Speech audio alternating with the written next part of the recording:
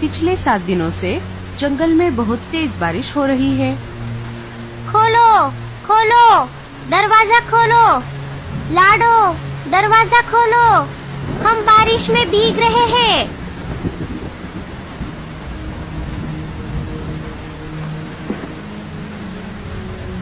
अरे रीमा, भूरे, इतनी तेज बारिश में तुम दोनों यहाँ क्या कर रहे हो? हमने अभी तक हमारा घोंसला बनाया नहीं है, इसलिए हम तुम्हारे यहाँ रहने के लिए आए हैं। हमें अंदर ले लो। नहीं रीमा, मैंने बहुत मुश्किल और कड़ी मेहनत से मेरा ये घोंसला बनाया है। मैं ऐसे ही किसी को मेरे घोंसले में पनाह नहीं दे सकती।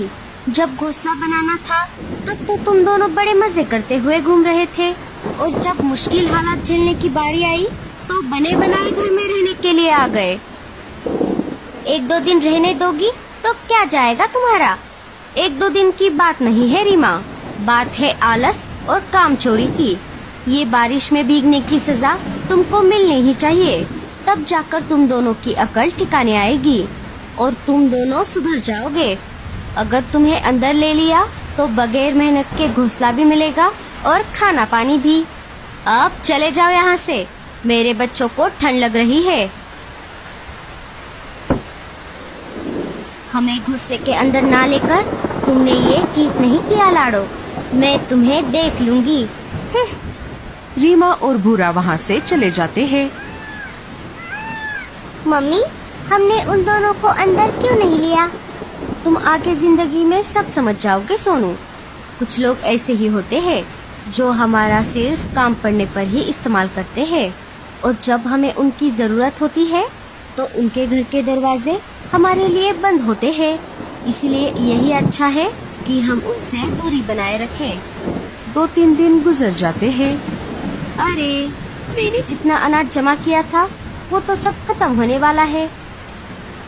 बाकी का अनाज भी खत्म हो गया तो आगे मैं मेरे बच्चों को क्या खिलाऊंगी?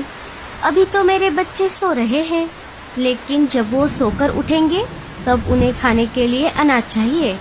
मैं एक काम करती हूँ, बाहर जंगल में जाकर देखती हूँ, शायद मुझे कुछ अनाज या खाने को मिल जाए। सोनू, बेटा सोनू। हाँ मम्मी। मैं अनाज लाने के लिए जंगल में बाहर जा रही हूँ, तुम अपने भाई बहनों का ध्यान रखना। सोनू अपने सारे भाई बहनों में सबसे बड़ा है और समझदार भी। ठीक है मम्मी, पर तुम जल्दी वापस आना, मुझे बहुत डर लग रहा है। अरे सोनू बेटा, ऐसे डरा नहीं करते, तुम मेरे बहादुर और होशियार बेटे हो ना।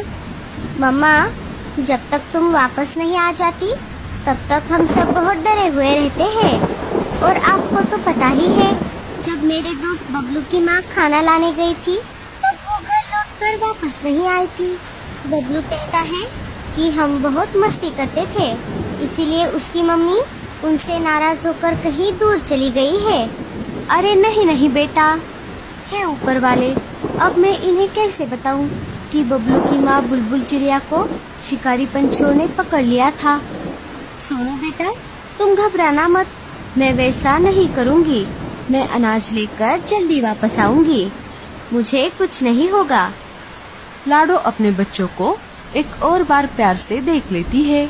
उसे भी जाने का मन नहीं कर रहा था, पर वो भी क्या करती, उसे अपने बच्चों के लिए घर तो छोड़ना ही होगा। लाडो चिड़िया अनाज की तलाश में जंगल की तरफ चली जाती है।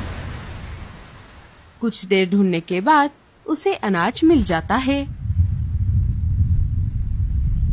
वो अनाज लेकर घर वापस आ ही रही होती है, तभी बारिश और तेज हो जाती है। बारिश के कारण लाडो चिड़िया के पंख गीले हो जाते हैं, जिसके कारण वो उड़ नहीं पाती। वो एक पेड़ की डाली पर आकर बैठ जाती है और बारिश कम होने का इंतजार करती है। अरे ये क्या, मेरे तो सारे पंख गीले हो गए। लगता है मैं घर सही समय पर नहीं पहुंच पाऊंगी। हे ऊपर वाले, मेरे बच्चे घर पर अकेले हैं, आप उनका ध्यान रखना। अरे ओ बटले, मेरे पेट में तो चूहे दौड़ रहे हैं, और ऊपर से इस बारिश के कारण जंगल से कोई इधर आता जाता भी नहीं है। कितने दिन हो गए, ना कोई पंछी खाने को मिला है, ना कोई चूहा। काश आज कोई छोटा मोटा पंछी खाने को मिल जाए तो मजा ही आ जाएगा। लेकिन सरदार, यहाँ बैठे बैठे थोड़ी ना कुछ मिलने वाला है। हमें जंगल में जाकर खुद हमारा शिकार ढूंढना होगा। पिछले 7 दिनों से जंगल में बहुत